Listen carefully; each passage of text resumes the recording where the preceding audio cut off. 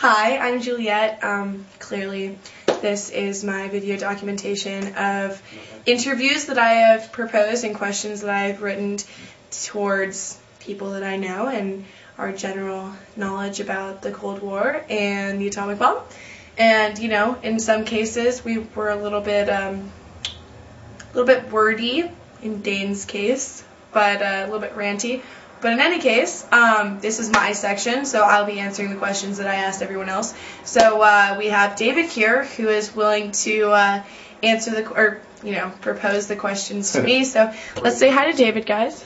Hello. All right, thank you so much, David. You're welcome. Okay, all right. And so, Juliet, how did the Cold War begin?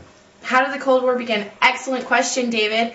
I did write it. So I would like... Okay, so to further my information on why we started the war, the Cold War being of which, in any case. So, so we pretty much essentially dropped the atomic bomb on Hiroshima and Nagasaki, which is in Japan, just to let you know. And so essentially the leftover superpowers that were left in power after the Second World War were like, what's going on? So there were the capitalists and communists, and they had conflicting sides. So pretty much both of us were fighting against whether that should have been done or not, and therefore we put in place, I guess you would just call it a tussle. A tussle is a good word. Yes, so we got in a tussle, and that's essentially what, began the events that led to the Cold War. So, Juliet, who did we drop the bomb on? Japan, David. Nagasaki and Hiroshima. Very good. And what are some motives for why the Cold War continued? Some motives. Essentially, communists and capitalists didn't get along.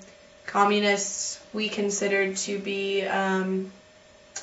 fun-loving hippies who had no idea what they were doing with a civilization and had absolutely no way to make it work in reality, and a great concept, but really just doesn't pan out. And they thought that we were a bunch of money-hungry, anger machines essentially. And so we just really had conflicting ideals and didn't like each other. So. And what role did communism play? Communism played a big role. Communists said that they didn't like what we were doing, and of course, we're America, we think we're big and important and absolutely the most important, so anything that goes contrary to what we believe must be wrong. So communists pretty much essentially led us to starting a tussle, as I said earlier. A tussle. A tussle would be a great word. And what time period did the Cold War take place in? It's easy, 1945 through 1990. Excellent.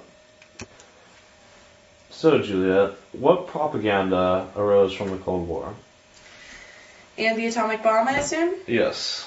Good question, David.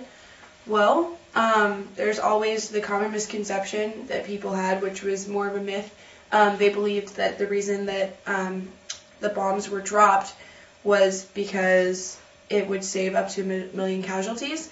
There was a guy named Simpson, and he signed multiple documents saying that he thoroughly believed that, even though he knew, complete on the contrary, that that was incorrect, and that at most it would save 20,000 to 25,000. There was the Red Scare, which was by a guy named McCarthy, and I don't remember who talked about it. It was someone I interviewed talked about that as well. And essentially, there were a lot of Soviets that were spying on us. There were CIA agents that were spying over there from us. So everyone, was freaked out and wondering, who's spying on who. So essentially, we decided, hey, McCarthy, he's going to say that anyone he doesn't like is a communist. And, it just became like a common insult. And he said that about many actors, many people in politics, just pretty much anyone of publicity who he didn't like, he said was a communist. So yeah. And then there was the missile gap, which was President Eisenhower. I think someone forgot his name, but it was Eisenhower. And he was the president at the time, and a lot of people got angry with him because he wasn't spending money on the missiles when apparently the Soviets had a dangerous amount of military control. So, yeah.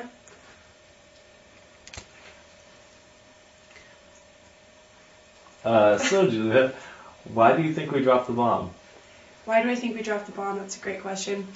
I think that it was a scare tactic. We said that we thought it would save a lot of American lives and Japanese lives. We said that, we thought that it would save a lot of people. We wanted the war to end. We wanted the killing to stop. And how was the bomb used in perpetuating the Cold War? Good question, David. In my opinion, I would say, essentially, the atomic bomb was very, very primitive. We dropped it out of a plane. Okay, so, after people realized that we had that kind of technology, people started investing. We started spending more and more money on learning how to build nuclear missiles. Our technology advanced. Our weaponry got, more and more strong. And so, essentially, it was a power game. I mean, people wanted to have, the strongest and the most durable missiles. So, weaponry. So, we continued to fight each other. Pretty much we both had our fingers on the button. Like I was saying, we both had our fingers on the button, and neither of us wanted to go first because, the first person to set the missile, they would be, 10 more fired back at us. So, essentially the world would be left in ruins, and that's not what we wanted. And if the Soviets fired their missiles first, before they could even reach us, we would already know and be firing our missiles twice as fast as them. So, yeah, the atomic bomb definitely perpetuated the Cold War, and essentially it was all just kind of a power-hungry silliness war, in my opinion, my humble opinion.